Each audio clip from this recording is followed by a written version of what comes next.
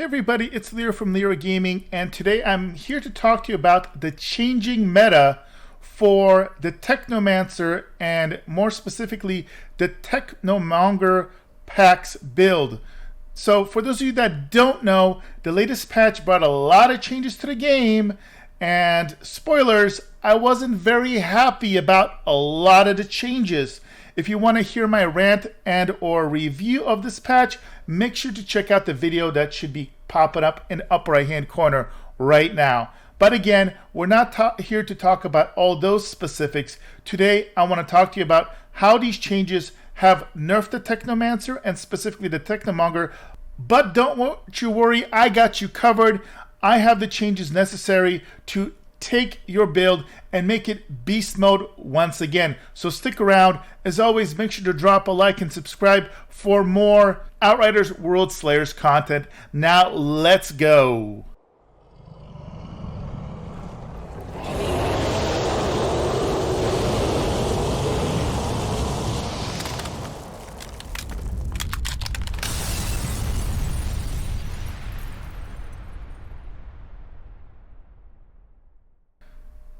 Now, before talking about the new actual meta, I wanted to talk about the three main factors that have led to the mega nerf to the Technomancer and the Technomonger.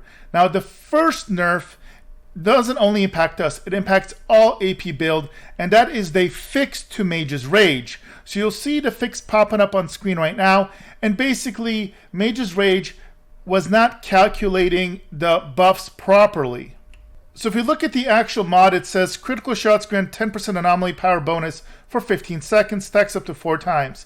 Now, this got really ridiculous, and I guess on the back end it wasn't calculating correctly. Long story short, it's been now fixed. Now, how big of an impact is this? Well, it is significant. I am on my character Apocalypse tier 29.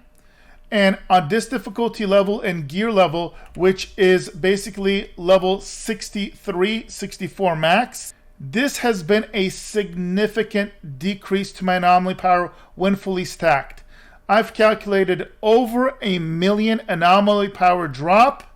And obviously, if you're on a higher level than me, higher gear level, it's going to be even higher. And if you're on a lower level, it's going to be lower. But it is significant and it hurts everybody.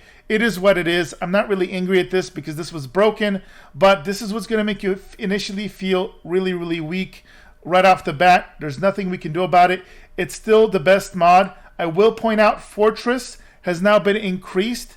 It is now a 25% damage increase for 10 seconds when you proc instead of 25. It is now, once again, I feel the best overall mod in the game.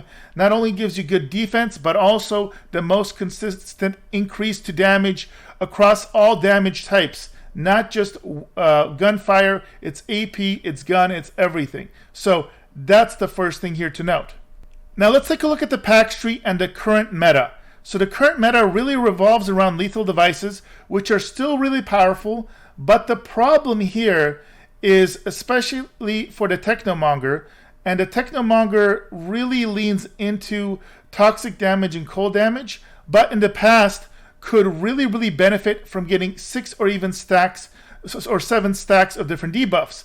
The way this worked is you would continue down and you pick up Permanence, which inflicting toxic on an enemy has a 100% chance to inflict a random additional status, and then Dissection. You deal 5% more damage to enemies for every status inflicted on them.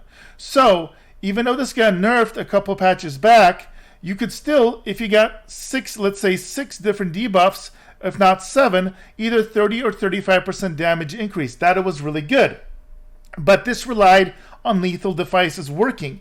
And the wording is, your ordnance and gadget skills inflict toxic to enemies hit and deal an additional 5% of anomaly power as damage if toxic was refreshed. Now, this little proc used to proc infinitely. And so the way it would work mechanically on the back end is it would basically trigger Permanence a ton, because you would have multiple turrets with lots of upgrades as a Technomonger, and you would get 6 or 7 debuffs almost instantly. Now here is the nerf that I'm popping up on screen. It added a 0.2 second cooldown to this node's secondary effect. which is that basically the damage proc. Now, I don't know if this is intentional or not, but what I have found is this is, for whatever reason, making it so my stacks don't stack up nearly as fast. It must limit the proc of permanence. That's the only thing I can gather. Net result is, even though I have 2 maxed out turrets being placed, each of them having 2 guns firing at double the rate, now I'm really only averaging on elites maybe 3, maybe 4 debuffs instead of 6 or 7. Again, not sure if it's intentional or not, but it's much harder to get all your debuffs on the elites, which instantly makes this dissection really only worth 10, maybe 15% damage boost, which gives us an opportunity to change the meta. Now, in addition to this nerf, there is a buff that will come into play. And the buff is to anomaly power class nodes, as you see popping up here on the screen. Increases anomaly power values from 10 to 15%. This is absolutely huge. Not only is this going to lean more into AP stacking, anomaly power stacking, but it really emphasizes the importance of going bottom roll and making sure we get Technomonger, making sure that we get Adrenalized Antenna. Any percentages for anomaly power increases are going to be huge. So what is the new PAX meta, in my opinion? Well, here it is, especially for Technomonger. So we're still going to start with Initial Striker for the anomaly power boost. We're still going to actually take lethal devices. We don't mind this. The big thing here is it makes it so that our cryo turrets also apply toxic, and that extra anomaly power damage boost is still going to be significant. We will also get Painkiller because of the 2 different options that I'm going to show you right now. It's the best healing effect. But then we're going to go down the bottom row. We're going to get Undying, and this is huge. It's every 5% of your missing health increases your weapon leech and skill leech by 5%. This is going to help you out in 2 ways. Number 1, for survival. You will basically never die now as a Technomonger.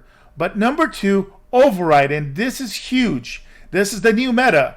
Your anomaly power is increased by 100% of your skill leech. So currently, as is, I have 32% skill leech. And this means you get an extra 32% anomaly power. But wait, there's more. The second you take damage, let's say you take a big burst and you drop to 50% health for a second. Well, do the math here. 50%, that's going to be an extra 50% skill leech temporarily. So all of a sudden, you have 82% skill leech, and you're going to have 82% anomaly power, which is huge. Now what's going to happen is you're going to heal to full, and this is going to fluctuate, but you're going to get anywhere between 32 and, good lord, I mean, you're never going to drop to like 0 health as long as you're damaging stuff. But as you can see here, there's a huge fluctuation in potential AP scaling. And again, this is big because it's a percentage bonus. It's going to stack with those buffs to your passive tree. Now, I did mention that I like Painkiller better. So the other option is Apothecary. This is good if you're going to be in groups. If you're playing solo, this is just going to give you more healing. But if you're only playing 3 players or friends, Apothecary you could pick up instead of Painkiller. So making these changes has, one, again, made me godly for tanking. And the DPS is competitive again. It's not the same, mainly because of Mage's Rage, but I am killing things still rather very, very quickly. And I do think this is now the new min-max meta for Technomancer, Technomonger builds. But I want to hear your thoughts below. Do you agree with this? Have you tried it out? Do you have other ways that you think the Technomancer is optimized to play? And what are your overall thoughts on these changes? Are you as disappointed in them as I was in my update video? Again, as always, guys, for more Outriders Worldslayer content, stay right here. Make sure to drop a like and subscribe. Thank you for all the support, and I'll see you in the next video.